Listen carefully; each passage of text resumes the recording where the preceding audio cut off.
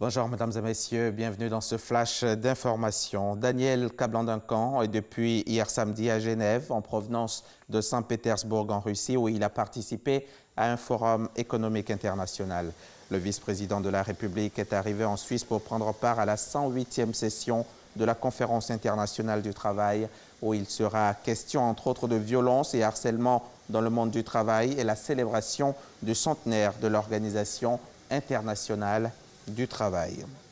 Nous sommes le 9 juin et l'on célèbre ce dimanche la Pentecôte, cette fête chrétienne célébrée le 7e dimanche après Pâques pour commémorer la descente du Saint-Esprit sur les apôtres. Et en cette période de célébration de la Pentecôte, ils sont des milliers des pèlerins, ces pèlerins qui font le tour d'Israël à la recherche des chemins parcourus par Jésus. Parmi eux, de nombreux Ivoiriens de Bethléem en Judée au Mont Tabor en Galilée. Ils sont sur les traces de Jésus-Christ. Nos envoyés spéciaux Gabriel Zani et Clément Bocco ont suivi pour vous les différents parcours.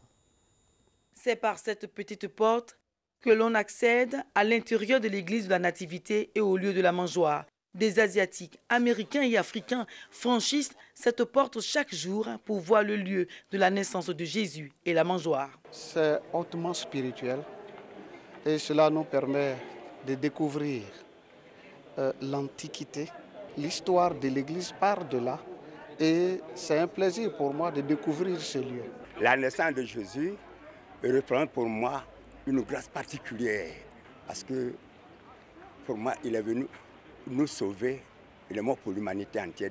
L'église de la Nativité à Bethléem concentre l'attention de la plupart des pèlerins car pour eux, tout commence par la naissance et avec elle, la mission de Jésus. Une mission qui entre dans sa phase opérationnelle ici, sur le Mont Tabor. À plus de 200 km de Bethléem, quasiment tous les jours, des centaines de chrétiens se rassemblent au pied de ce mont, le lieu de la transfiguration de Jésus, avec l'idée de monter au sommet de la montagne la plus culminante de la région. Il était rentré de plein pied dans son ministère, mais à partir de la transfiguration, la divinité de Christ a commencé à se révéler au monde. Alors il est important pour moi aujourd'hui de venir à ce lieu et vivre la réalité des évangiles. C'est venir pour chercher la transformation profonde pour un enfant de Dieu, pour un serviteur de Dieu. Venir pour que le ministère soit révolutionné. C'est un tournant décisif de la mission de Jésus, comme l'explique ce guide. À la transfiguration, c'est le mont où il a changé.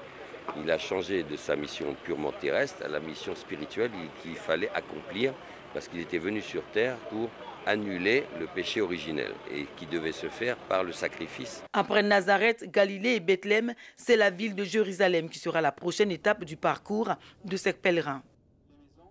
Et plus près de nous, au Maroc, 200 imams ivoiriens et futurs imams ont été récemment formés à l'Institut Mohamed VI de formation des imams Mourchidines et Mourchidates de Rabat.